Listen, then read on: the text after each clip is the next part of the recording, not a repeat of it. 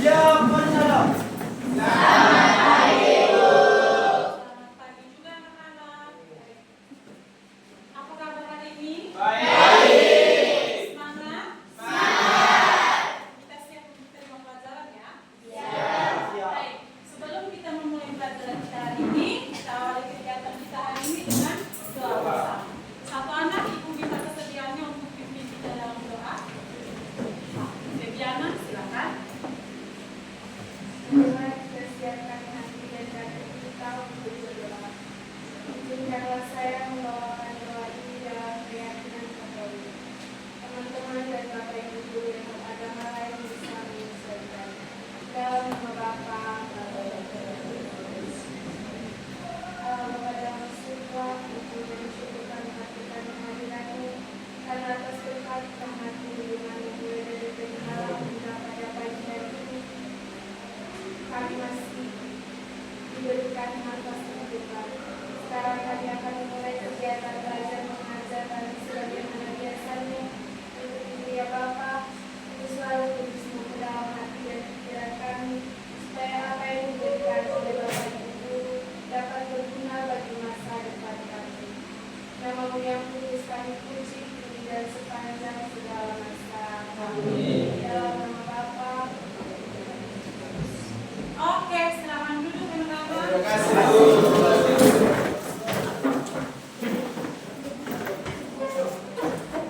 Baik, Ibu absensi dulu ya.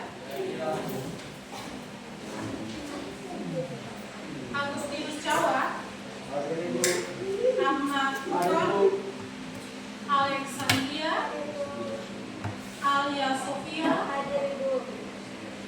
Bonifasius, Dominika, Elias,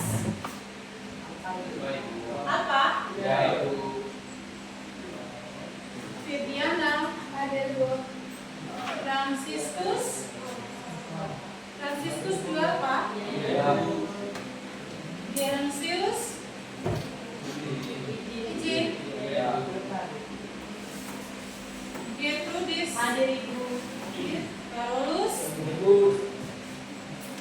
Kelsan Cinde, Irenius Molo, Maria Antonia, Maria Anita, sakit, Maria Celsiana, apa? Maria Marici, Maria Martina, Maria Matilda, Octavianus Devi, Octavianus Bagus Langit, apa? Octavianus Neron, Paulus Nom, Rizka,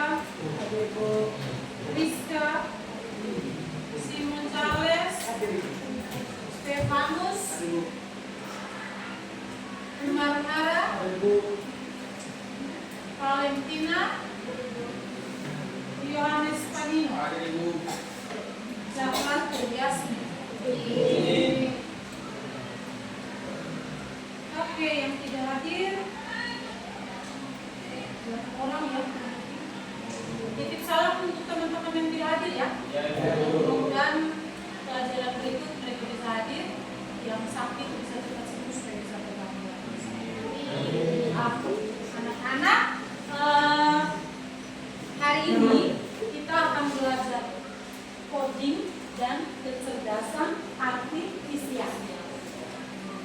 Kemudian tema yang akan kita pelajari hari ini adalah berpikir komputasional. Oke. Sebelum saya memulai dengan berpikir komputasional, ada kesepakatan kelas yang mau saya ingatkan hari ini. Ada 4 kesepakatan kelas di situ. Yang pertama, meminta izin kepada guru ketika hendak meninggalkan kelas. Bapak Ibu setuju ini? Setuju? Setuju. Kesepakatan yang kedua, berbicara secara bergantian dan menghormati teman yang sedang berbicara. Jadi sebentar ketika anak-anak mau berbicara, ajukan jempol. Ketika diizinkan maka kita berbicara. Setuju kesepakatan yang kedua? Setuju. Oke, yang ketiga, memberikan respon positif saat proses belajar. Selama kita pembelajaran hari ini, anak-anak silakan memberikan respon yang positif. Kalau yang mau bertanya, ada yang tidak dipahami, silakan bertanya.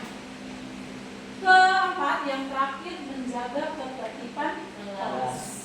Oke, dari keempat kesepakatan kelas ini kita setuju anak-anak? Setuju. Ada yang mau ditambahkan? Pas? Oke, tepuk tangan untuk kita. Oke.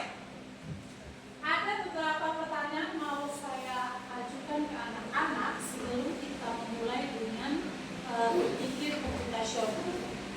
Dalam kehidupan sehari-hari, kehidupan kita sehari-hari, pertanyaan pertama di situ, kira-kira anak-anak pernah mengalami masalah yang menurut anak-anak itu rumit? Pernah anak-anak mengalami masalah, menghadapi masalah yang rumit? Pernah? Oke. Mungkin ada yang bisa ceritakan ke ibu kira-kira contoh masalah yang kalian hadapi itu bagaimana? Ada yang mau ceritakan ke ibu? Oke, kalau ibu contohnya hari ini tuh ibu mengalami suatu masalah. Tadi pagi itu ibu bangunnya terlambat. Contoh sederhana masalah. Menurut ibu itu menjadi masalah bagi ibu karena ketika ibu bangun terlambat, akibatnya ibu tuh sekolahnya terlambat tadi pagi. Jadi seharusnya 7.15 sebelum 7.15 itu ibu sudah di sekolah, tetapi karena ibu bangun terlambat pagi tadi, akibatnya itu terlambat di sekolah. Masalah ibu pagi ini tuh ini. Kira-kira anak-anak ada masalah yang dihadapi hari ini? Siapa yang mau ceritakan ini? Perjalanan ke sekolah lancar? Lancar? Ada yang kesulitan transportasi mungkin? Ojek tidak ada atau yang mau mengantar ke sekolah tidak ada? Ada? Oke, ada. Febiana? Ada? Kenapa tadi? Mau ke sekolah transportasi tidak ada? Ada. Yang antar ada? Oke. Hanya tepat waktu atau tidak? Tidak tepat waktu ya? Oke, itu salah satu masalah kecil yang kita hadapi hari ini. Kemudian, ada yang sarapan pagi hari ini? Tidak? Oke, ada yang tidak ya? Itu juga contoh salah satu masalah.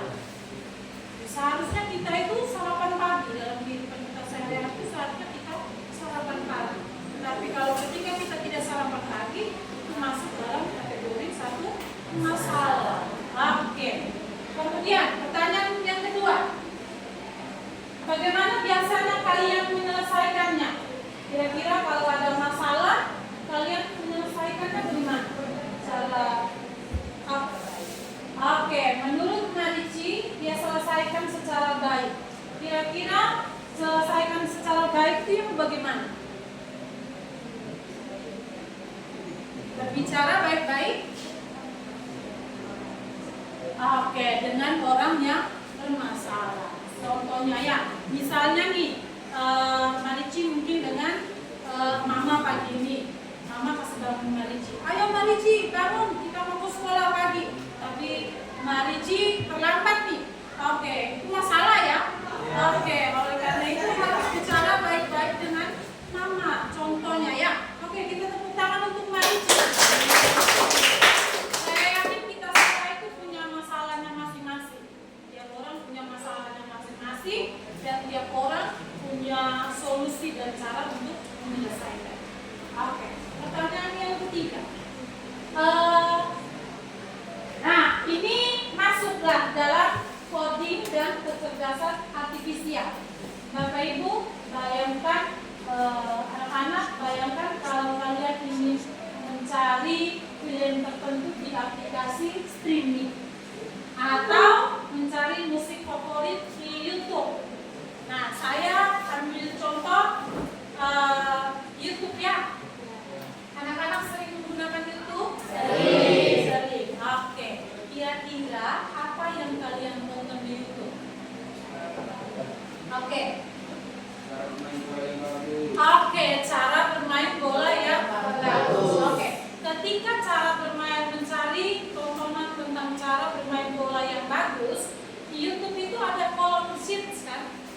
mencari itu, kita mencari. Nah, kira-kira apa yang Yohanes ketik di kolom sheet ketika mau mencari tontonan cara bermain bola yang baik?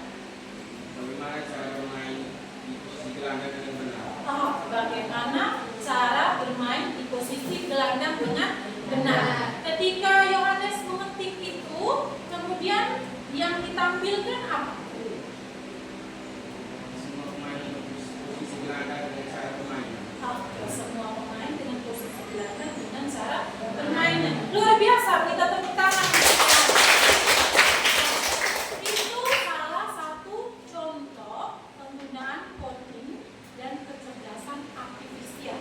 Aplikasi yang kita gunakan itu YouTube. Anak-anak punya HP kan? Ya, di HP itu ada banyak aplikasi. Salah satu contohnya YouTube tadi. Kemudian ada TikTok. Iya toh? Sekarang yang lagi channel itu TikTok. Kemudian ada FB Pro. Oke, apa lagi? Instagram. Nah, apa lagi?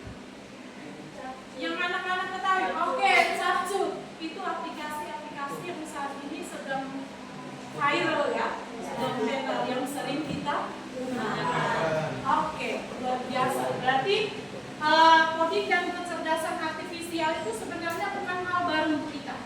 Sudah kita pakai setiap hari, hanya mungkin istilah coding dan kecerdasan artifisial itu yang baru untuk kita. Ya, anak-anak ya? Oke.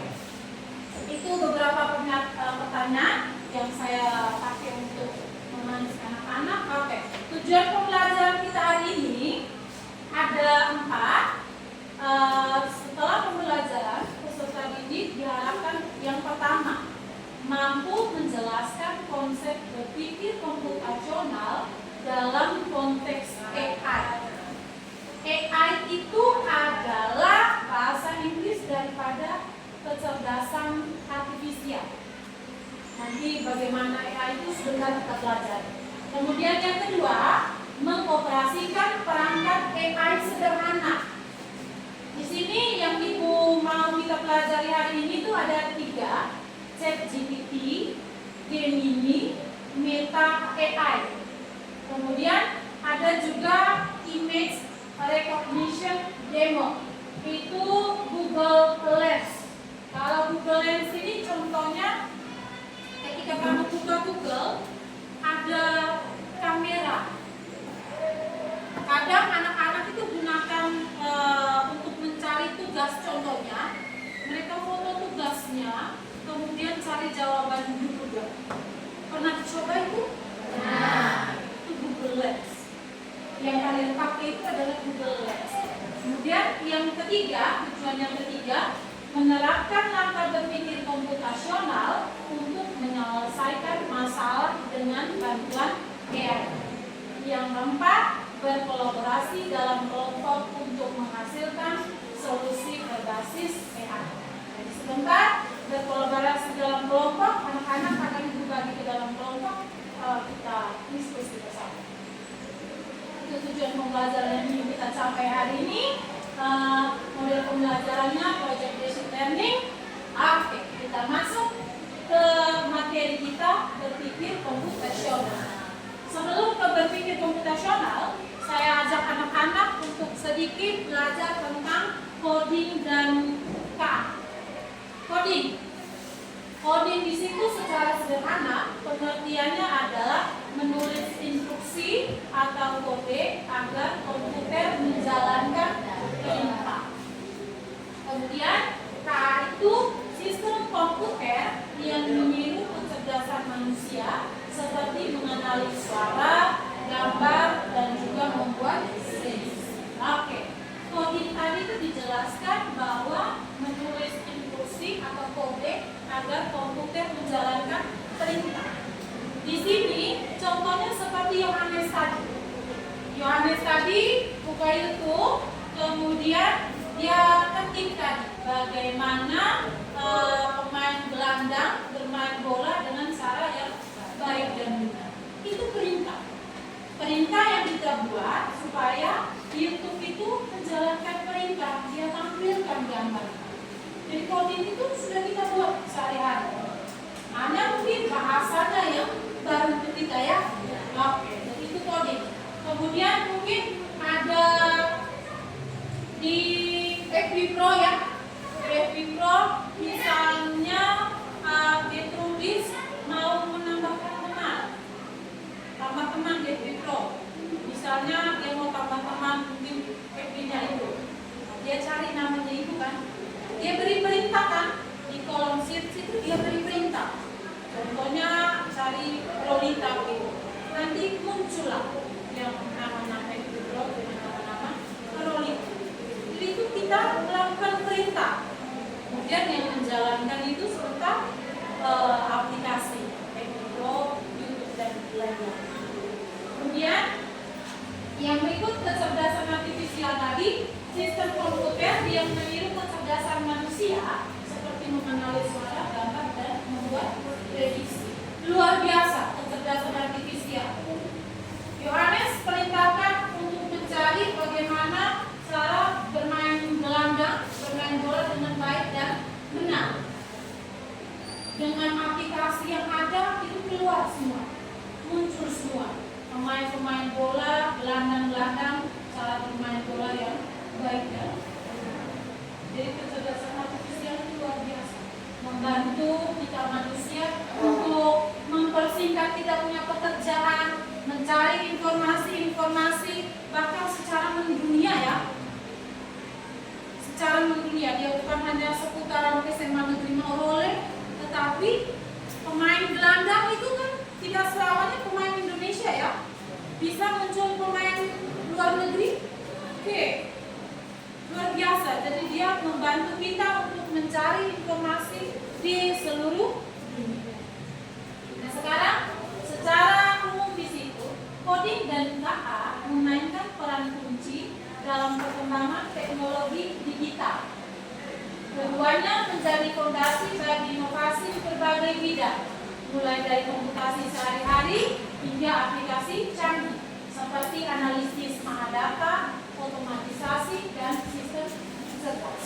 Tadi Ibu katakan kecerdasan artifisial itu begitu cerdas. Kita tanya apa saja, itu dia beri informasi.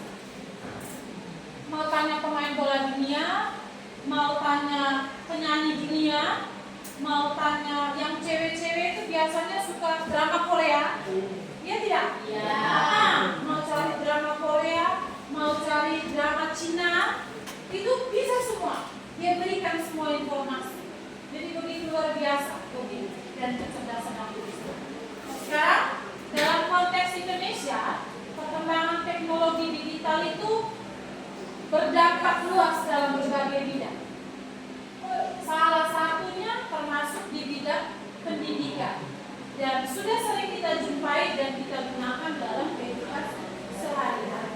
Anak-anak sekarang ketika Ibu Rolit kasih tugas, Ibu Rolit sudah jelaskan ini dalam belajar di kelas. Ibu Rolit sudah jelaskan coding dan kecerdasan artifisial, coding bla bla bla bla, kecerdasan artifisial bla bla bla bla. Dikasih tugas nomor 1 sekian, buatlah begini-begini. Nomor 2 ada 3 pertanyaan. Sampai di rumah anak-anak kerja PR, apakah anak-anak masih mencari yang namanya buku cetak? Tidak lagi ya? Yang lebih dicari apa? HP. Kemudian apa yang dibuat di HP? Cari di aplikasi Google Gemini, ya toh? Apalagi? ChatGPT, apalagi? Meta AI, apalagi? Cici. Nah itu, bahkan anak-anak lebih percaya Cici daripada Ibu Rolit. Iya tidak? Iya. Anak-anak tuh lebih percaya ChatGPT, lebih percaya Cici daripada Ibu Rolit. Ibu Rolit sudah jelaskan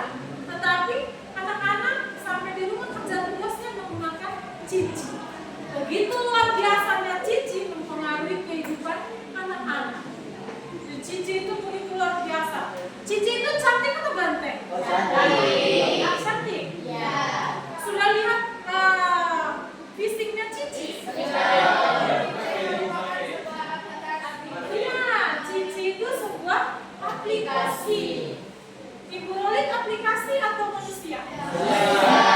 Manusia ya. Nah, begitu berdampaknya perkembangan teknologi di zaman sekarang, karena anak-anak itu lebih percaya si Cici sama aplikasi daripada Ibu Lolit yang manusia. Jadi perkembangan teknologi sekarang itu tuh efeknya sangat luar biasa. Makanya di situ dikatakan bahwa perkembangan konteks Indonesia, perkembangan teknologi digital itu dampaknya begitu besar, termasuk di bidang pendidikan. Nah, contoh lain perkembangan teknologi yang begitu luar biasa, sekarang orang-orang itu sudah perlu toko untuk berbelanja. Benar tidak? Benar. Lebih banyak belanja barang online.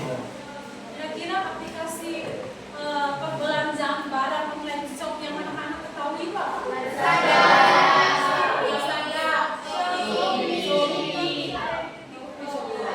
Ada yang di TikTok ya. Apalagi Tokopedia. Begitu banyak aplikasi yang kita gunakan untuk berbelanja. Nanti kedepannya bisa-bisa toko itu ditutup karena orang-orang tidak mau berbelanja di toko, tetapi lebih berbelanja di online. Jadi perkembangan teknologi sekarang itu luar biasa. Kemudian, contoh yang lain lagi perkembangan teknologi, mencari musik atau lagu favorit di aplikasi musik ataupun makanya tadi Glory katakan bahwa coding dan kecerdasan artifisial itu sebenarnya sudah ada dan sudah kita gunakan dalam kehidupan kita sehari-hari. Anak-anak sampai sejauh ini ada pertanyaan tentang penjelasan Glory? Belum ada? Oke, kalau belum ada saya lanjut di yang berikut. Mengapa mata pelajaran coding dan KA itu penting? Ada 3 alasan. Yang pertama, dunia kerja masa depan menuntut keterampilan digital. Anak-anak dunia perkembangan semakin maju. Kemudian sekarang di tahun 2025 di Cina, di Korea, di negara-negara maju itu bahkan ada robot yang bisa membantu kerja manusia. Kalau anak-anak yang suka nonton drama Korea, ada yang suka nonton drama Korea di sini? Ya? Kalau yang suka nonton drama Korea, biasanya di drama Korea tuh ada yang dramanya yang menceritakan tentang perkembangan teknologi di Korea. Salah satunya itu robot pelayan. Robot pelayan. Jadi kita pesan makanan, kita datang ke restoran, kita duduk, kita pesan makanan, makanannya apa? Yang antar ke kita sebentar itu bukan pelayannya, bukan manusianya, tetapi robot. Jadi robot itu mereka harapkan untuk antar makanan yang kita pesan tadi antar ke kita. Sampai di kita, dia berhenti di meja kita, lalu kita ambil makanan yang kita pesan. Luar biasa ya. Makanya dunia kerja masa depan itu menuntut keterampilan digital. Keterampilan kita dituntut untuk bukan hanya bisa membaca, bisa menulis, bisa berbicara, tetapi kemampuan kita untuk menggunakan digital, aplikasi-aplikasi sekarang itu sudah sangat diperlukan.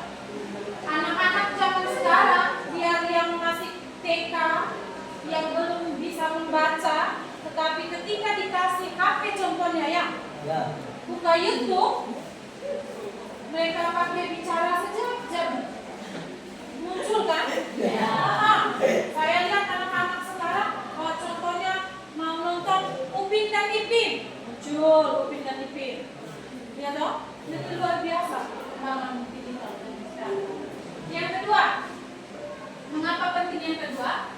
Indonesia perlu mengejar ketertinggalan dari negara seperti Singapura dan Korea Selatan dalam pendidikan teknologi. Singapura dan Korea Selatan dalam pendidikan teknologi. Di Singapura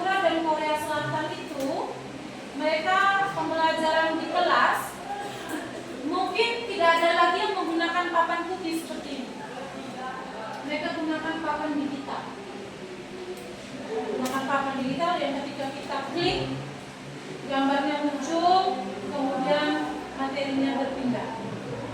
Kurang lebihnya seperti itu perkembangan pendidikan teknologi di Singapura dan Korea Selatan. Makanya Indonesia juga harus mengejar ketertinggalannya. Yang ketiga, coding dan K meningkatkan berpikir kritis, kreatif, dan juga problem solving. Dengan coding dan K, kita dituntut untuk berpikir kritis, kreatif, dan juga bisa menyelesaikan problem-problem atau masalah-masalah yang kita hadapi dalam kehidupan sehari-hari. Itu mengapa mata pelajaran coding dan K penting. Kedepannya coding dan K ini mungkin menjadi salah satu mata pelajaran yang akan kita pelajari di kelas. Kurikulum kedepannya nanti coding dan K itu menjadi mata pelajaran yang harus kita pelajari. Yang berikut, oke, elemen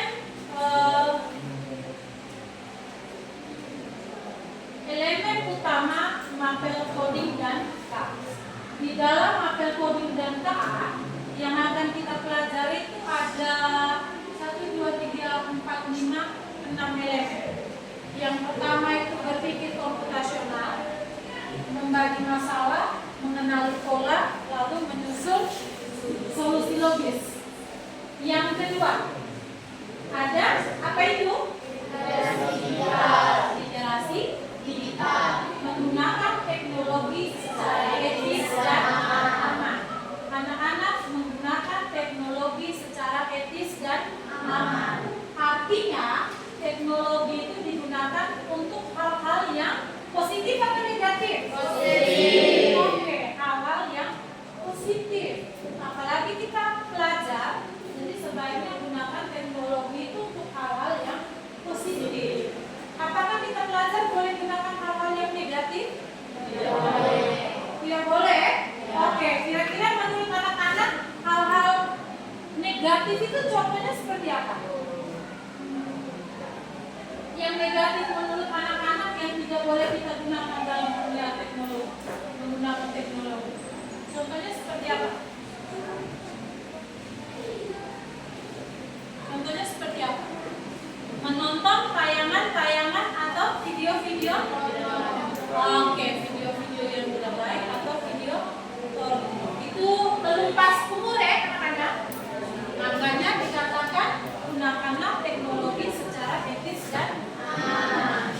Oke, yang ketiga, etika kecerdasan artifisial atau etika K, menyadari risiko dan dampak sosial dari teknologi.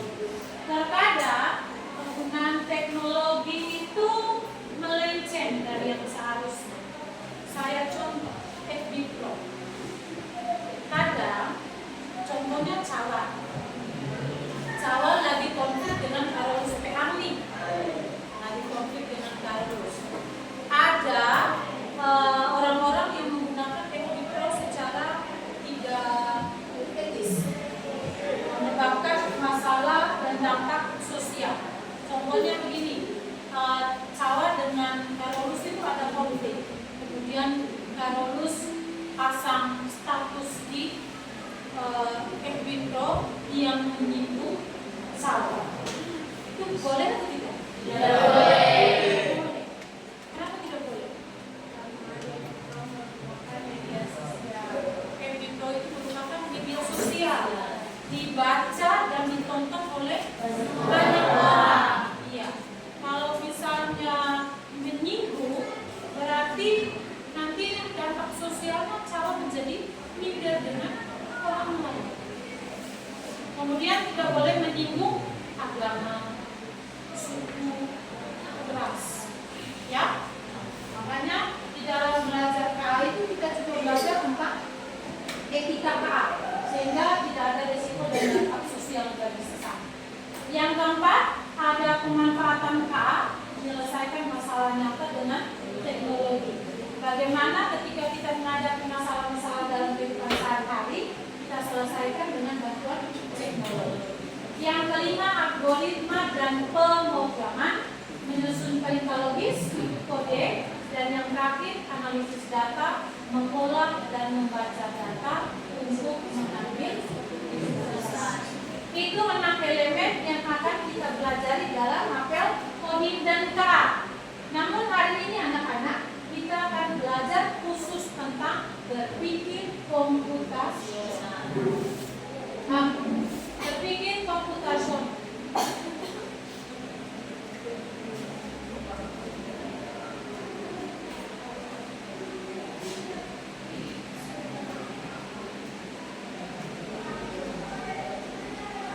Iya, berpikir komputasional. Secara umum, berpikir komputasional itu merupakan pendekatan sistematis untuk memecahkan masalah dengan menggunakan konsep dan teknik yang berasal dari ilmu komputer, yaitu informatika.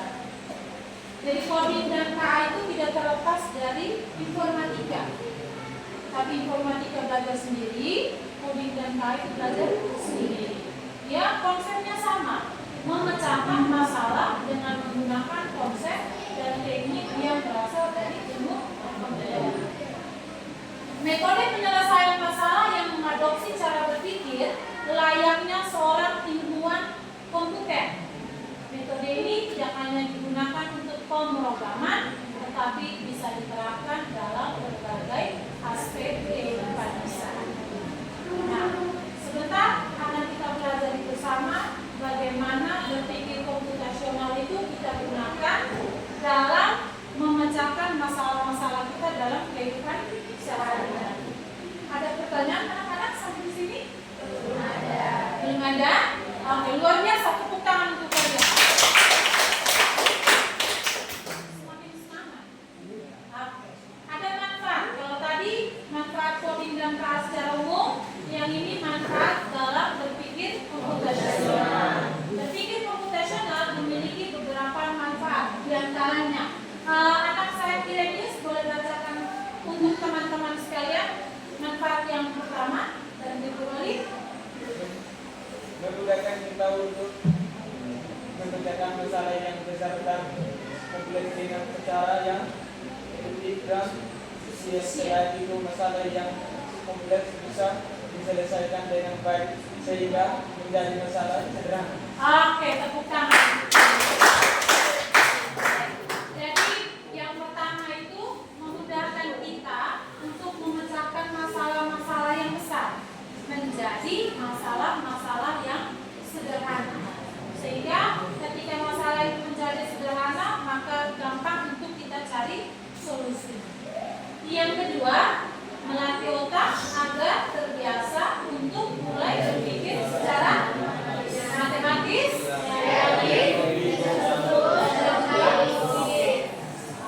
dan yang ketiga itu memudahkan seseorang mengamati masalah dan menemukan solusi dari permasalahan. Semakin banyak solusi yang dimiliki, maka masalah dapat jadi coding dan KA itu juga bisa membantu kita untuk menyelesaikan masalah dalam kehidupan kita sehari-hari. Bagaimana sebentar akan kita pelajari. Yang berikut ada tujuan daripada berpikir komputasional: mengidentifikasi masalah, memahaminya, dan mengembangkan solusi inovatif dengan bantuan teknologi. Oke, di situ dia bilang mengidentifikasi masalah, memahaminya, dan mengembangkan solusi. Mengidentifikasi masalah, kira-kira kita punya masalah itu apa? Masalah yang kita hadapi itu apa? Kemudian dari masalah itu kita cari tahu kira-kira penyebabnya apa, sehingga kita paham betul masalah yang kita hadapi itu apa. Jadi kita bisa cari solusi dari permasalahan yang ada, tetapi menggunakan bantuan teknologi atau kecerdasan artifisial. Ya, anak-anak, sekarang konsep dasar berpikir komputasional. Ada 4 konsep yang bisa kita pakai dalam berpikir komputasional untuk menyelesaikan yang masalah kita sehari-hari. Yang pertama apa di sini? Dekomposisi. Dekomposisi atau dekomposisi. Bahasa Inggrisnya ya. Secara sederhana, dekomposisi itu maksudnya memecahkan masalah kompleks menjadi bagian-bagian yang lebih kecil, lebih sederhana, dan lebih mudah diatasi. Apabila suatu permasalahan yang besar dan kompleks menjadi kecil, maka permasalahan tersebut mudah untuk diselesaikan. Seperti yang Ibu Loli katakan tadi, kita punya masalah besar, tetapi kita bagi dia menjadi bagian-bagian yang lebih kecil, sehingga kita bisa cari solusinya. Kira-kira masalah yang ini solusinya bagaimana? Masalah yang ini solusinya. Nah, contoh aktivitasnya untuk anak-anak, meminta mereka untuk menuliskan langkah-langkah dalam menyikat gigi atau membuat masalah. Anak-anak itu menyikat gigi tahu, tetapi cara yang baik dan benar belum tentu mereka tahu ya. Contohnya ini, bagaimana kita membantu anak-anak untuk menuliskan langkah-langkah dalam sikat gigi yang baik dan benar. Kemudian contoh yang kedua, untuk siswa menengah, menganalisis sebuah resep masakan dan membaginya menjadi langkah-langkah yang terpisah. Oke, anak-anak pernah memasak? Pernah? Oke, salah satu contohnya masak sayur. Oke, sayur daging. Sederhananya masak mie. Masak mie. Kita semua pernah masak mie? Pernah. Kalau masak mie itu langkah pertama buat apa? Panaskan air ya. Oke, setelah panaskan air,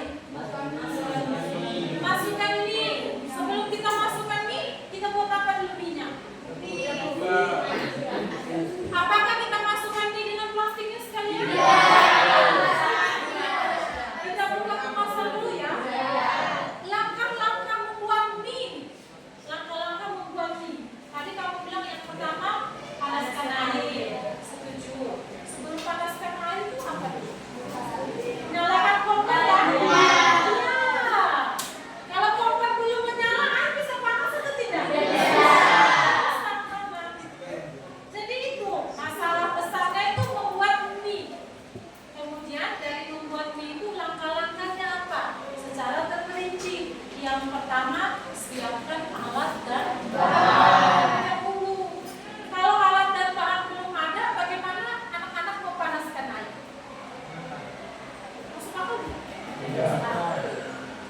Jadi harus siapkan alat dan bahan. Alatnya apa? Kompor.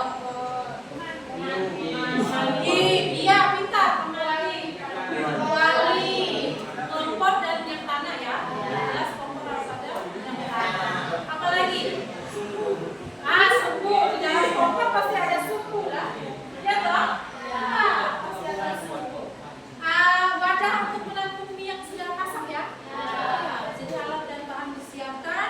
Langkah-langkahnya tadi nyalakan kompor, terus taruh kuali, panaskan air, buka bungkusan mie-nya, masukkan mie-nya, air mendidih, masukkan mie-nya sudah setengah matang, masukkan bumbu-bumbunya. Terakhir periksa rasa sudah pas, diangkat dan disantap. Begitu.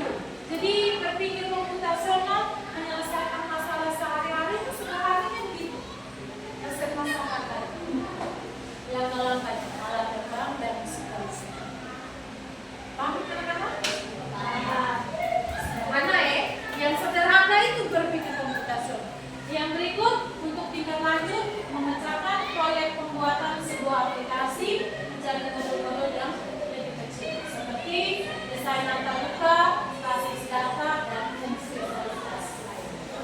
Jadi berpikir komputasional dengan dekomposisi kita diminta untuk membuat suatu aplikasi luar biasa. biasa kalau kita 10B sampai bisa membuat suatu aplikasi. Konsep yang kedua. Tadi yang pertama apa anak-anak? Dekomposisi. Oke, dekomposisi. Yang kedua adalah pengenalan pola. Pengenalan pola atau recognition. Secara sederhana maksudnya di sini adalah mengidentifikasi kesamaan pola atau tren dalam masalah yang ada untuk membantu menemukan solusi yang efisien. Metode ini memanfaatkan komputer yang digunakan untuk menemukan sebuah peraturan yang ada di dalam data. Pengenalan pola ini biasanya dilakukan ketika kita mengenali seseorang dari suara, wajah, bahkan pengenalan pola ini digunakan untuk memprediksi cuaca. Oke, di situ dikatakan pengenalan pola ini biasanya dilakukan ketika kita mengenali seseorang dari suara, wajah, bahkan pengenalan pola untuk memprediksi cuaca. Oke, anak-anak punya HP? Punya ya? Oke, di HP itu ada kunci HP ada. Yang biasanya kita gunakan untuk kunci HP itu ada pin, ada bola, sandi, sidik jari, oke, wajah. Yang sekarang tenar itu sidik jari dan wajah ya. Oke, jadi begitu luar biasanya kita punya aplikasi HP itu bisa mengenal kita punya wajah, bisa mengenal kita punya sidik jari, sehingga misalnya HP-nya Cawa hanya bisa dibuka ketika menggunakan sidik jari ataupun wajahnya Cawa. Ketika Cawa misalnya pada saat membuat pengaturan sidik jari, tangan sidik jari Cawa itu menggunakan jempol. Nah, bisa tidak ketika Cawa mengganti ke jari manis atau jari telunjuk untuk buka HP-nya? Bisa kan? Karena yang terbaca hanya jempol. Nah, ketika jempolnya Cawa ada luka, kena parang atau kena pisau, bisa tidak buka? Tidak bisa. Karena pada saat pengaturan sidik jari HP itu, posisi jari jempolnya Cawa itu tidak ada luka. Jadi ketika dia luka sedikit saja, mau buka HP pakai sidik jari itu otomatis dengan sendirinya tidak bisa. Karena yang tersimpan itu sidik jari ya, awal itu masih normal.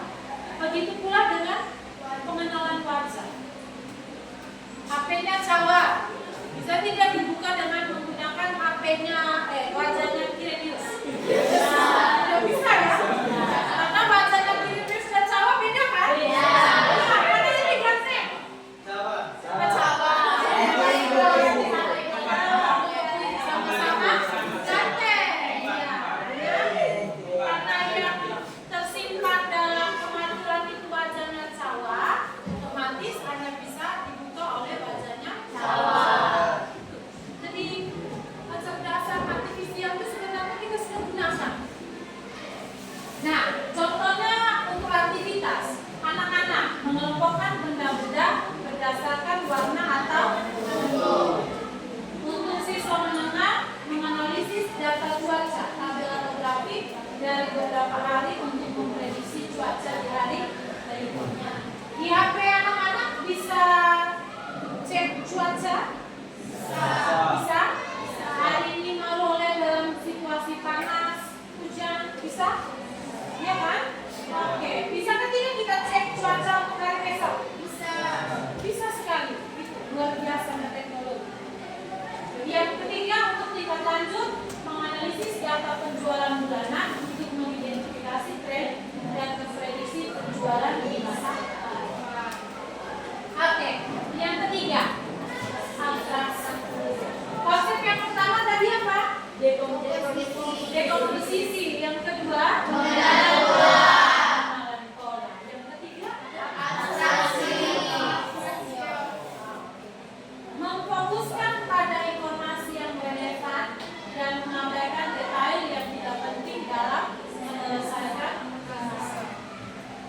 berpikir komputasional mengutamakan hal-hal yang berhubungan langsung dengan masalah yang sedang dihadapi. Jadi kalau masalah di luar daripada masalah yang dihadapi, dia tidak penting, tidak bisa diselesaikan. Hanya masalah yang penting yang relevan dengan masalah yang kita hadapi. Contoh aktivitasnya untuk anak-anak membuat peta sederhana dari rumah ke sekolah. Ada dengan mencantumkan jalan-jalan utama dan bangunan penting. Lalu untuk siswa menengah memahami prinsip kerja mesin mobil tanpa perlu tahu setiap detail teknis di dalamnya. Untuk tingkat lanjut merancang sebuah program dengan membuat model dari sistem yang kompleks seperti sistem perbankan. Yang terakhir, algoritma. Konsep yang terakhir, algoritma, menyusun langkah-langkah atau aturan yang jelas dan berurutan untuk menyelesaikan sebuah masalah. Nah, ada untuk anak-anak di situ membuat instruksi langkah demi langkah untuk menari atau memainkan permainan sederhana, tapi ada langkah-langkahnya ya. Yang untuk siswa menengah merancang flowchart atau diagram alur untuk menyelesaikan masalah matematika. Yang terakhir untuk tingkat lanjut menuliskan kode program untuk menyelesaikan sebuah tantangan seperti mengurutkan daftar. Oke, ada 4 konsep dasar tadi. Yang pertama tadi apa? Dekomposisi.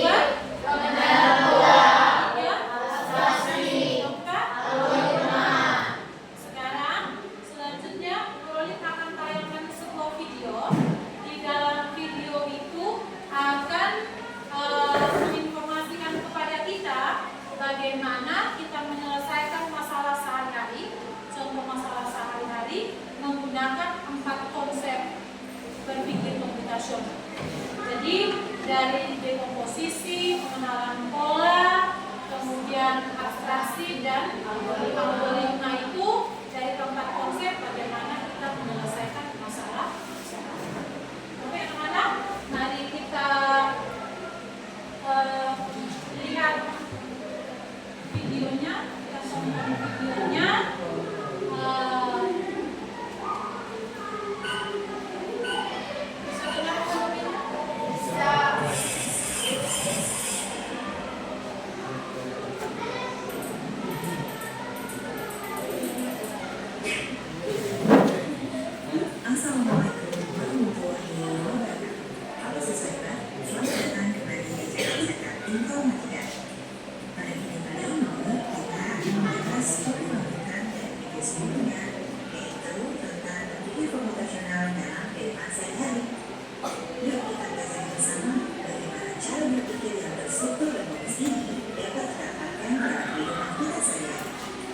Langsung saja mari simak video selengkapnya.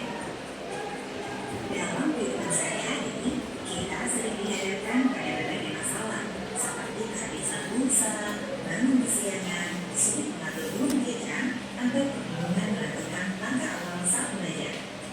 Nah, dengan menggunakan berpikir komputasional, kita dapat menemukan solusi yang lebih logis, terarah, dan efisien untuk mengatasi masalah-masalah tersebut.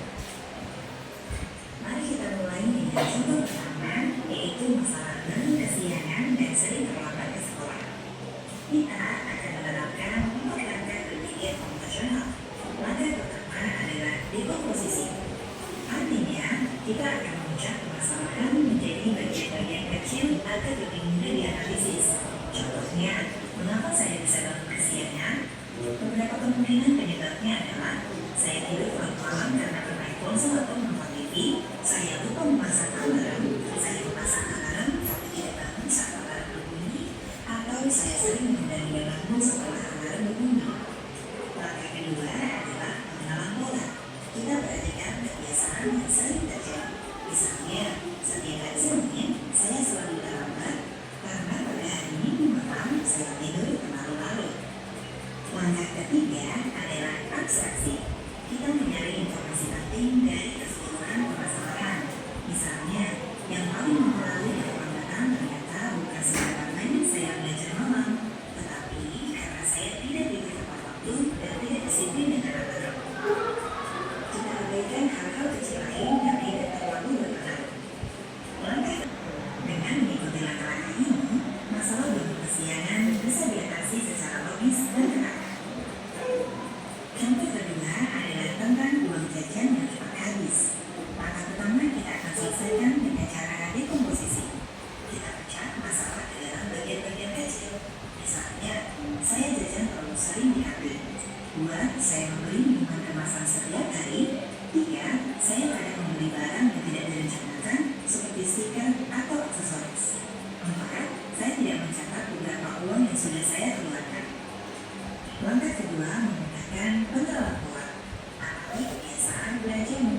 Misalnya, setiap hari Jumat, saya menghabiskan uang lebih banyak karena setelah olahraga, saya lapar dan jajan lebih banyak.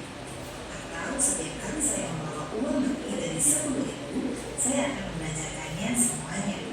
Dari sini kita mulai tahu bahwa ada pola yang membuat uang lebih cepat habis. Langkah ketiga menggunakan abstraksi. Fokus pada penyebab yang paling berpengaruh. Contohnya, ternyata yang membuat uang cepat habis bukan karena saya jajan setiap hari, tapi karena saya tidak membatasi jumlahnya dan tidak mencatat penggunaannya. Jadi, informasi seperti merek makanan atau harga produk bisa kita abaikan. Yang penting adalah jumlah dan frekuensi pengeluaran. Langkah keempat menggunakan desain algoritma. Susun langkah-langkah yang kamu bisa ikuti setiap hari. Misalnya, catat berapa jumlah uang jajan yang kamu terima setiap minggu. Kemudian, bagi uang tersebut menjadi bagian per hari, misalnya 5.000 untuk tiap hari. Selanjutnya, buat daftar pengeluaran harian. Hari ini membeli apa saja dan berapa rupiah. Sisihkan sebagian uang setiap hari untuk menabung. Lakukan evaluasi di akhir minggu. Apakah kamu bisa hemat atau perlu mengatur uang? Dengan berpikir seperti ini, kamu bisa bekerja dalam menggunakan uang jajan. Contoh ketiga adalah masalah yang sering kita alami, yaitu tugas sekolah yang terlalu banyak dan membuat bingung harus mulai dari mana. Kita akan selesaikan menggunakan langkah pertama yaitu dekomposisi. Kita pecah semua tugas yang harus dikerjakan. Contohnya, tugas matematika menyelesaikan 10 soal. Tugas bahasa Indonesia membuat ringkasan teks. Tugas IPA membuat aturan praktikum. Dengan membaca semua tugas ke dalam bagian-bagian ini, kita bisa melihat mana yang lebih dulu perlu dikerjakan. Langkah kedua menggunakan penerapan pola. Amati dari pengalamanmu sebelumnya, tugas bahasa biasanya lebih cepat selesai karena hanya mengulang atau membaca. Tugas IPA butuh waktu lebih lama karena harus mencari data dan menulis laporan. Setiap kali tugas dikerjakan mepet dengan deadline, hasilnya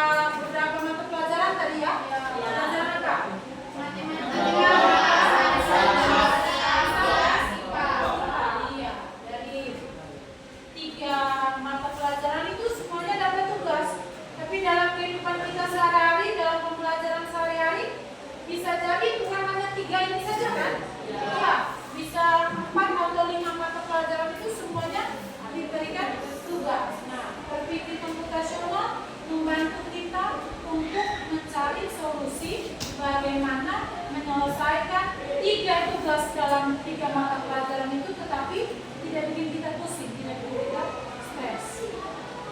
Nah, ada langkah-langkahnya tadi, dekomposisi ada caranya, pengenalan pola ada caranya, algoritma ada caranya, lalu terakhir itu dengan abstraksi ada caranya, yang terakhir itu dengan algoritmanya ya, langkah-langkahnya.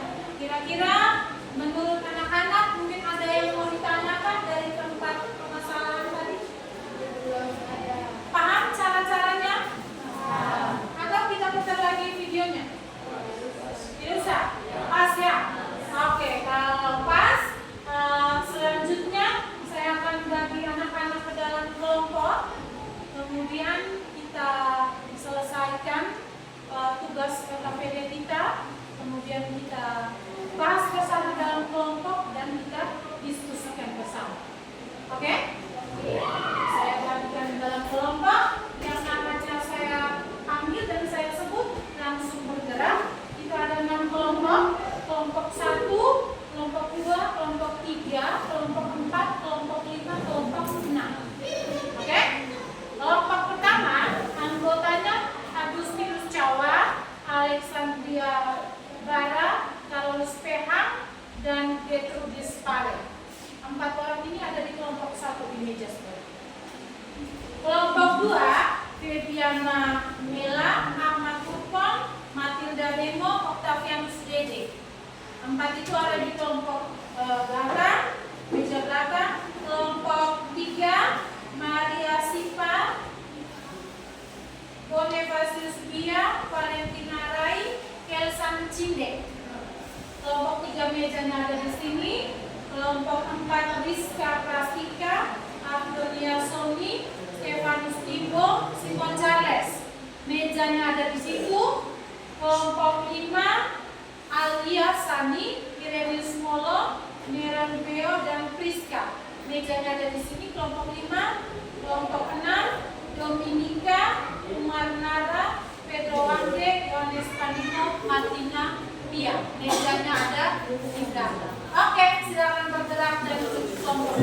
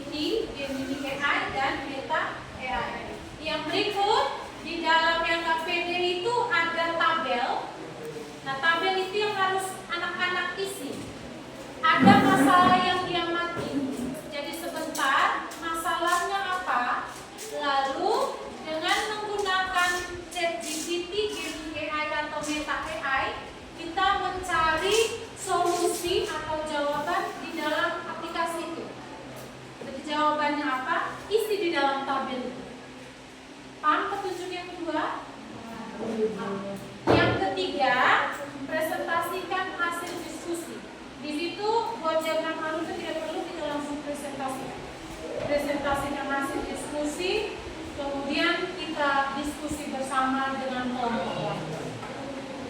Oke anak-anak, ada pertanyaan petunjuknya? Tidak ada? Oke, pas. Nah, sekarang di depan ini ada masalah sederhana yang sering kita hadapi dalam kehidupan kita sehari-hari. Yang pertama, terlambat ke sekolah, tugas menumpuk, memilih pakaian, dan lupa membawa alat tulis. Terlambat ke sekolah dan tugas menumpuk itu sudah dicontohkan dalam video tadi. Jadi yang kita pakai adalah memilih pakaian dan lupa membawa alat tulis. Masalah yang kita pakai itu memilih pakaian dan lupa membawa alat tulis. Nah, satu kelompok menggunakan dua masalah yang ada. Satu kelompok menggunakan dua masalah yang ada, tetapi menggunakan satu aplikasi. Kelompok 1 dan 3 menggunakan aplikasi ChatGPT. Oke, kelompok 1 dan 3 menggunakan aplikasi ChatGPT. Kelompok 2 dan 4 menggunakan aplikasi Gemini. Ya, kelompok 4 menggunakan aplikasi Gemini. Kelompok 5 dan 6 menggunakan aplikasi Meta AI. Paham Bapak Ibu? Oke, jadi 1 dan 3 mencari solusinya menggunakan aplikasi ChatGPT. 2 dan 4 aplikasi apa? Gemini. 5 dan 6 aplikasi Meta AI. Oke? Butuh bantuan saya menggunakan ChatGPT, Gemini AI maupun Meta AI? Atau sudah bisa gunakan? Sudah bisa? Ada yang belum bisa? Oke, saya contohkan satu ya. Saya contohkan satu.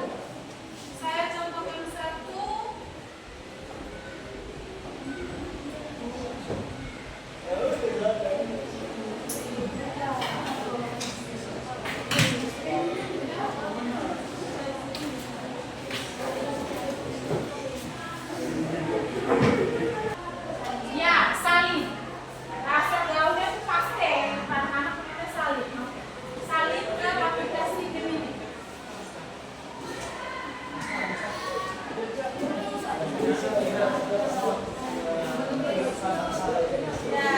Ya, Gemini. Gemini. Oke.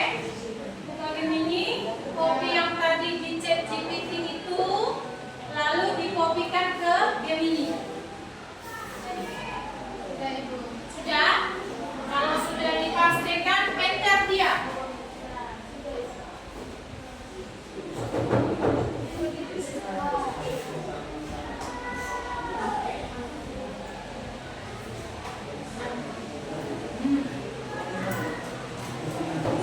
Ya, enter dia. Dapat jawaban atau tidak? Dapat ya? Oke, kira-kira jawabannya itu sama atau tidak dengan ChatGPT tadi? Sedikit berbeda. Jadi walaupun perintahnya sama, tetapi kita menggunakan aplikasi yang berbeda, makanya jawabannya sedikit berbeda. Tetapi maksud dan tujuannya sama, sama-sama memecahkan masalah menggunakan 4 konsep.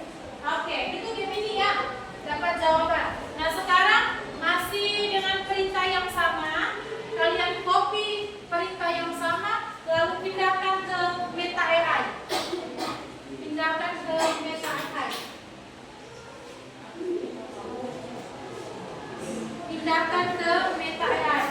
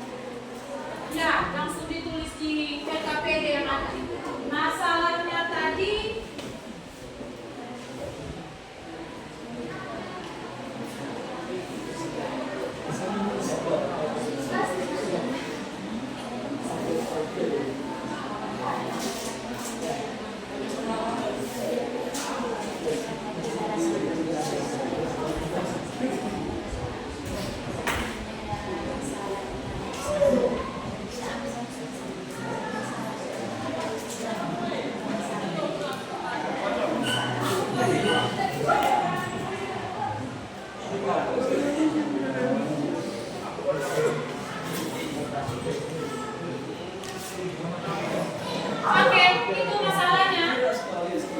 Yang pertama lupa membawa alat tulis, yang kedua bingung mengatur jadwal belajar.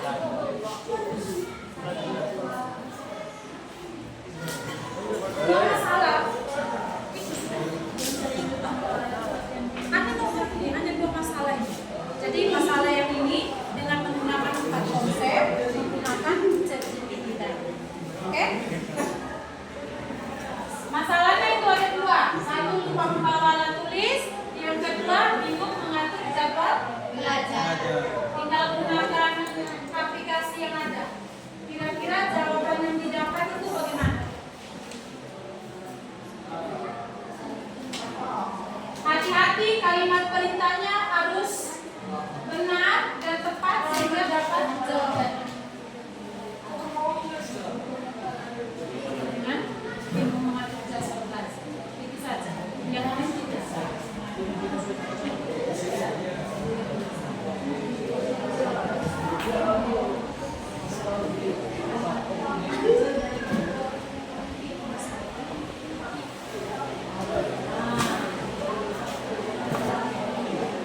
Kalimat perintahnya hati-hati.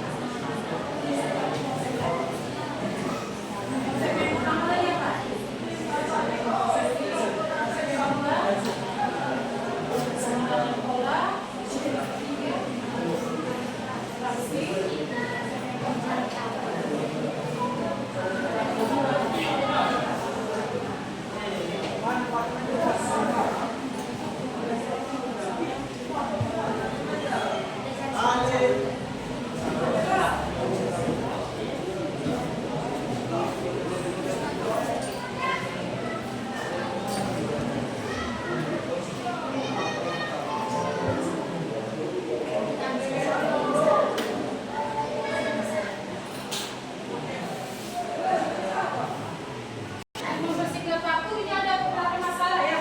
Kelompok satu ada masalah apa tadi? Oke, lupa membawa alat tulis. Kelompok 2 lupa membawa alat tulis juga. Oke, kelompok 3 sama. Kelompok 4 sama. Kelompok 5 sama. Kelompok 6 oke, memilih pakaian ya. Masing-masing kelompok cukup dengan satu masalah itu. Karena kita punya waktu lagi berapa menit saja. Jadi masalah yang kedua tidak perlu, cukup cari solusi dari satu masalah. Hanya lupa membawa alat tulis.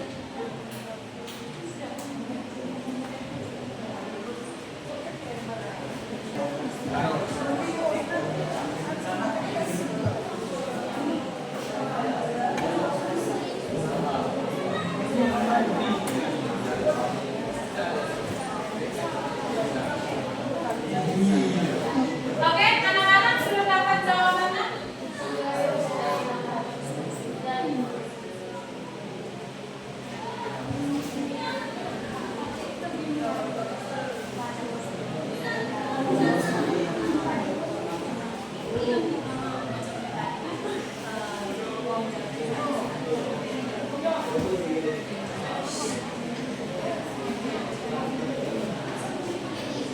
Oke. Sudah? Kita bisa presentasi? Bisa presentasi? Oke. Kalau begitu, Ibu Lorin kasih kesempatan untuk kelompok 1 mempresentasikan hasilnya. Siapa?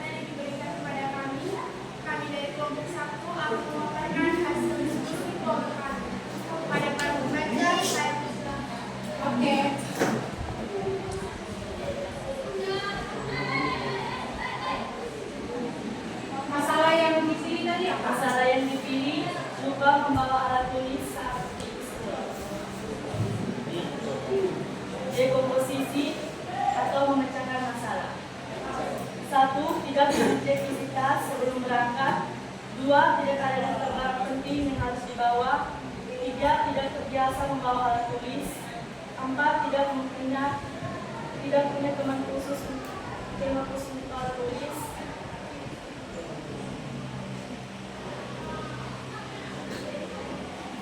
5. Tidak ada alat tulis cadangan di tempat tujuan. 2. Pengenalan pola atau mencari pola yang sering terjadi.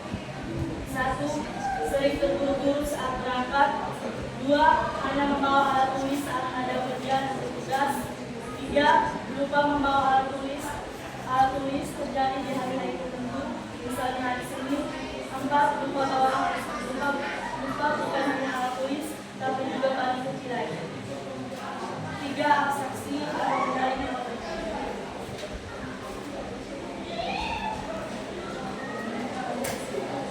kebutuhan. 1. Kebutuhan untuk segala yang membawa alat tulis.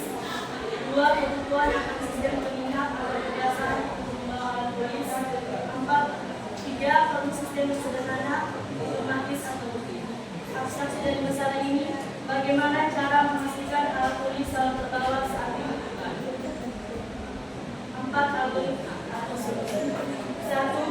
Siapkan alat tulis di satu tempat khusus, misalnya kotak isi. 2. Buat checklist harian atau fisik atau digital barang yang harus dibawa. 3. Cek visitas setiap malam sebelum tidur, bukan saat pagi terburu-buru. 4. Pasang pengingat di HP, misalnya reminder jam 21. Cek alat tulis. 5. Simpan alat tulis cadangan di tempat tujuan atau laci sekolah atau meja kantor. 6. Biasakan rutinitas ini selama 21 hari agar menjadi kebiasaan. Sekian dan terima kasih.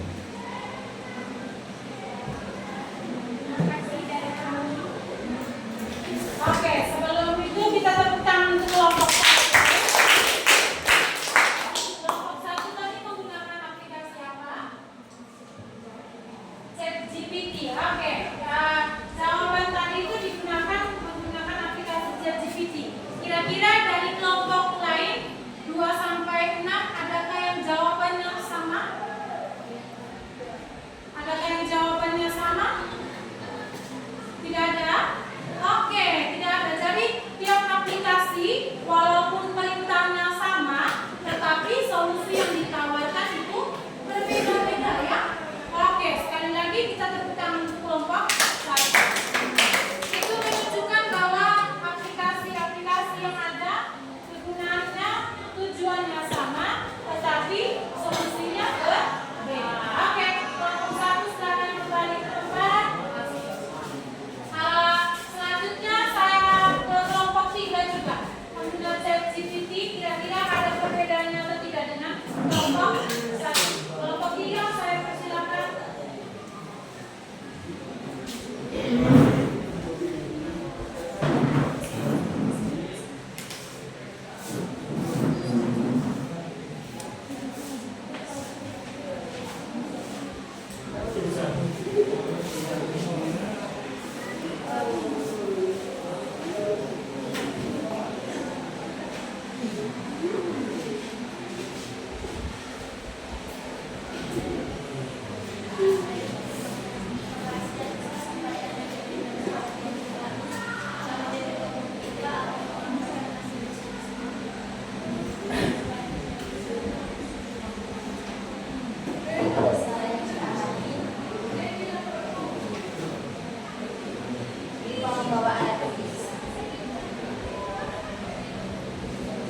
Oke, masalah yang diambil?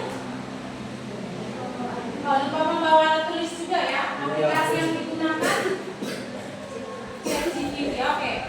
Masalah yang sama, aplikasi yang sama. Kira-kira jawabannya sama tidak dengan kelompok 1? Silakan kelompok 3. Di komposisi tidak mengecek visitas sebelum berangkat. Yang kedua, tidak menyiapkan alat tulis sejak malam. Dan yang ketiga, alat tulis tercecer atau hilang. Yang keempat, tidak punya tempat alat tulis yang terorganisir. Yang kelima, kelima, kurangnya kebiasaan atau rutinitas harian. Yang keenam, tidak tahu alat tulis apa yang dibutuhkan hari ini. Pengenalan pola lupa terjadi saat berburu di pagi hari, sering lupa membawa alat tertentu atau pensil sama garis. Yang ketiga, lupa lebih sering terjadi saat tidak membuat checklist atau persiapan. Yang kelima, lebih sering terjadi setelah libur atau akhir pekan. Abstraksi, kurangnya persiapan dan mengecekkan alat tulis di sekolah.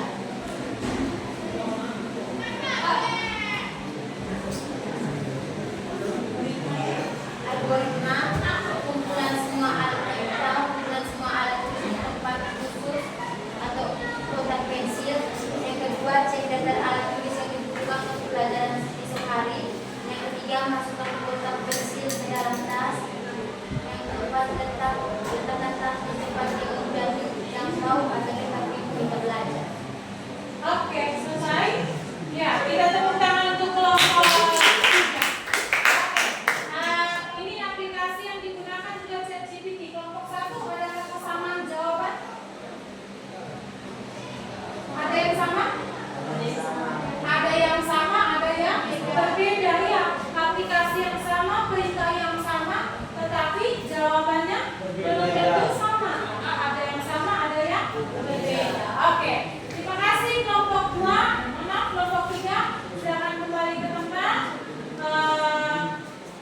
Pemanfaatan ChatGPT ya untuk menyelesaikan masalah.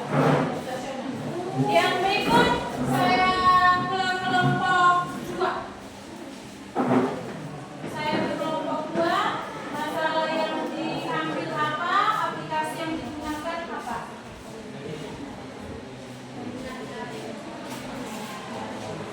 Baik, terima kasih atas kesempatan kita dari kelompok kami.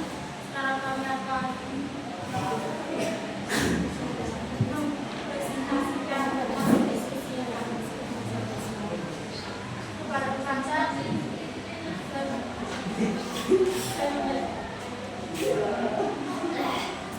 Kami memilih masalah tentang lupa membawa alat tulis. Aplikasi yang akan digunakan Gemini AI. Oke, aplikasi yang digunakan Gemini AI. Pertama, dekomposisi. Tujuan dari dekomposisi untuk menyelesaikan masalah yang besar seperti lupa membawa alat tulis menjadi masalah yang lebih kecil dan mudah diatasi. Masalah utamanya lupa membawa alat tulis. Dengan lupa membawa alat tulis, kita kesulitan untuk menulis atau mencatat. Masalah yang pertama, identifikasi kebutuhan mendesak. Apa yang harus ditulis sekarang?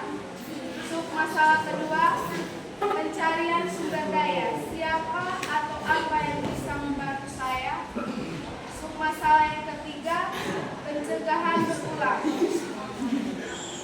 Bagaimana agar tidak lupa lagi di masa depan? 2. Pengenalan pola.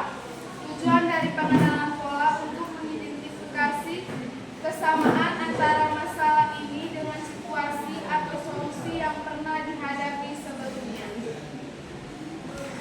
Pola umum. Ini bukan pertama kalinya saya atau orang lain untuk lupa membawa suatu barang penting. Pola solusi yang berhasil, meminjam dalam situasi berat, seperti meminjam dari teman, guru, atau kantor sekolah, selalu menjadi solusi cepat dan efektif. 2. Menggunakan alternatif. Mencatat di ponsel atau laptop atau kertas bekas atau catatan seringkali menjadi pengganti sementara. Yang ketiga, cek daftar ketika akan bepergian, membantu dan memeriksa daftar barang bawaan, membantu memastikan tidak yang ada yang tertinggal. Langkah yang ketiga, abstraksi. Tujuan abstraksi untuk mengambil fokus pada informasi penting dan mengabaikan detail yang tidak relevan untuk menciptakan solusi umum. Yang pertama, fokus penting. Kurangnya perangkat keras untuk melakukan fungsi pencatatan atau penulisan. 2. Detail tidak penting. Warna pulpen, merek pensil, alasan mengapa lupa seperti terburu-buru, malamnya bergadang, dan lain-lain. Yang ketiga, solusi abstrak. 1. Dapat akses ke perangkat penulisan atau pencatatan, entah itu pena fisik atau media digital. Yang kedua, buat sistem peningkatan yang sederhana dan dapat diandalkan untuk barang esensial seperti alat tulis dan buku. Langkah yang keempat, algoritma. Tujuannya untuk membuat urutan langkah-langkah yang terstruktur dan spesifik untuk menyelesaikan masalah saat ini dan mencegahnya di masa depan. Algoritma A, solusi jangka pendek atau yang terjadi saat ini. Langkah pertama, mengidentifikasi kebutuhan aksi. Tentukan dengan cepat apa yang perlu ditulis dan kapan. Catatan, fokus pada kebutuhan mendesak. Langkah kedua, prioritas. Yang pertama, mengundang. Aksinya, tanyakan kepada teman terdekat atau siswa atau guru di sekitar, bolehkah saya pinjam pulpen atau pensil sebentar? Catatan, opsi paling cepat dan langsung. 3. Prioritas yang kedua, alternatif digital. Aksinya, jika menginginkan tidak memungkinkan, gunakan pulpen, ponsel atau laptop untuk mengetik catatan sementara. Catatannya jika diizinkan di kelas. Prioritas yang ketiga, stop sekolah. Kunjungi kantor guru, ruang tata usaha untuk melihat apakah mereka memiliki stok alat tulis darurat yang bisa dipinjam. Catatan, opsi jika tidak ada teman yang bisa membantu. Yang kelima, selesaikan tugas. Gunakan alat yang didapatkan untuk menulis atau mencatat. Catatan, tujuan utama tercapai. Algoritma B, solusi jangka panjang atau pencegahan. Langkah pertama, buat daftar periksa.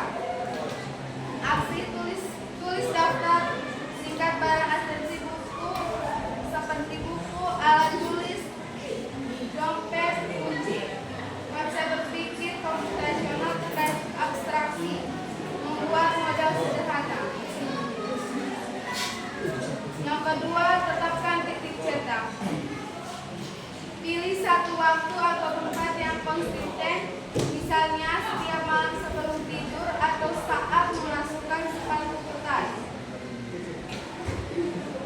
Pengenalan pola, memanfaatkan rutinitas yang sudah ada. 3. Otomatisasi atau jika kamu. Oke, kita tepuk tangan. Menggunakan Gemini AI ya. Jadi dia lebih terperinci lagi. Bahkan hal-hal yang tidak penting pun dia jelaskan. Ada perbedaan jawaban kan? Iya. Oke, terima kasih kelompok Gemini AI. Silakan kembali ke tempat. Selanjutnya saya beri kesempatan untuk kelompok 6 yang menggunakan aplikasi Meta AI.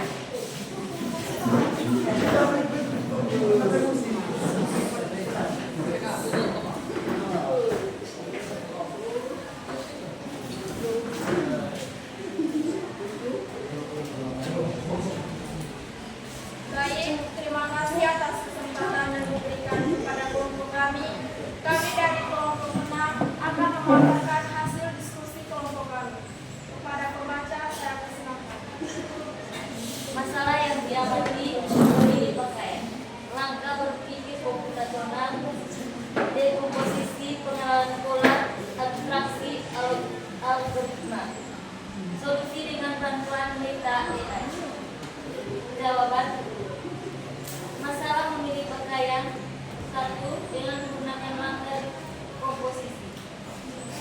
Baca masalah Tentukan acara atau kegiatan yang akan dihadiri. Tentukan cuaca atau suhu. Pilih jenis pakaian yang sesuai. Pilih warna dan motif pakaian.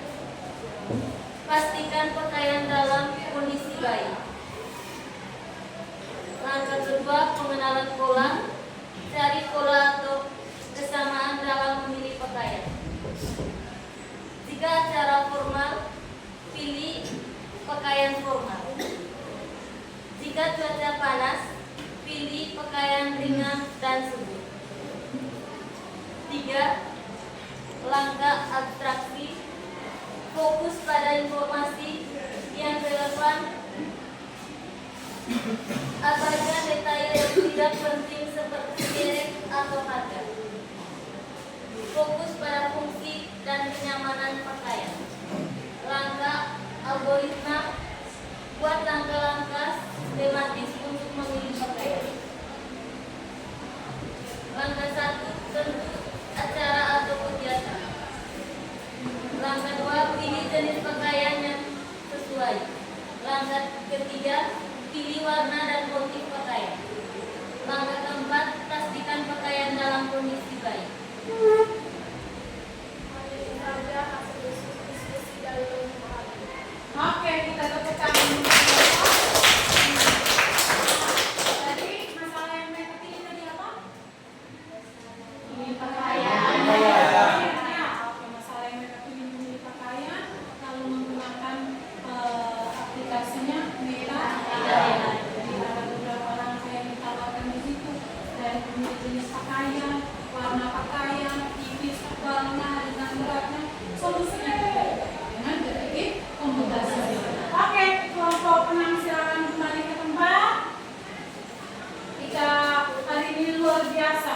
ChatGPT, Gemini AI, dan Meta AI. Anak-anak, sebelum saya akhiri kegiatan pembelajaran kita hari ini, ada pertanyaan terkait dengan berpikir komputasional, lebih khusus mungkin penggunaan ChatGPT, Gemini sama Meta AI.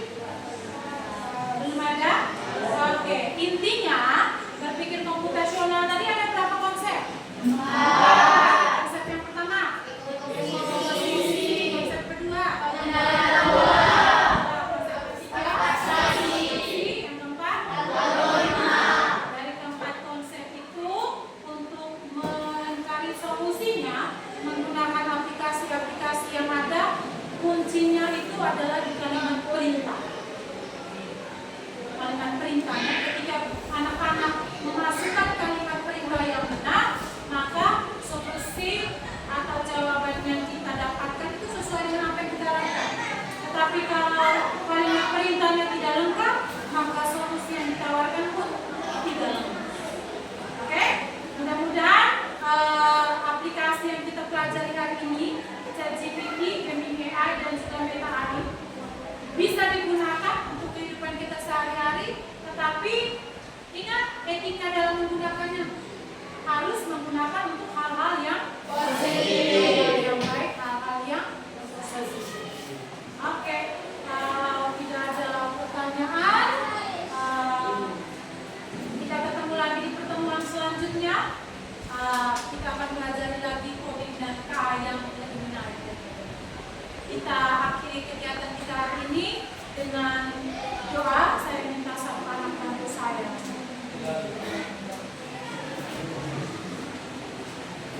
Petrus, bisa bantu? Oke, silakan.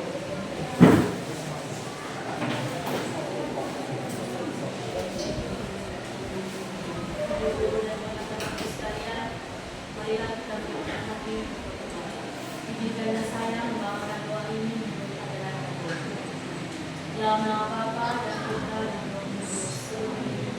Ya Allah Bapa dalam surga, puji syukur telah melakukan kehadiran-Mu, karena Engkau telah melindungi kami dari bawah perjalanan kami. Sekarang kami akan istirahat, agar kami bisa menerima pelajaran selanjutnya dengan baik. Ya Bapa yang kami puji, dan siapa masa. Amin.